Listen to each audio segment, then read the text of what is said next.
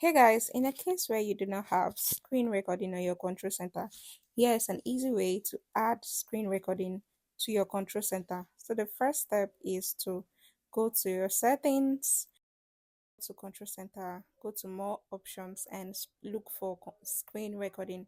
Tap on the green plus icon and you've added it to your control. Now, if you want to do a screen recording and have your audio or have your voice on the video while recording, tap on the screen recording, long press the button, and this pops up. Tap on the microphone and it turns red. Now you can make your video and have your audio while making your video. You do the same thing for your iPhone.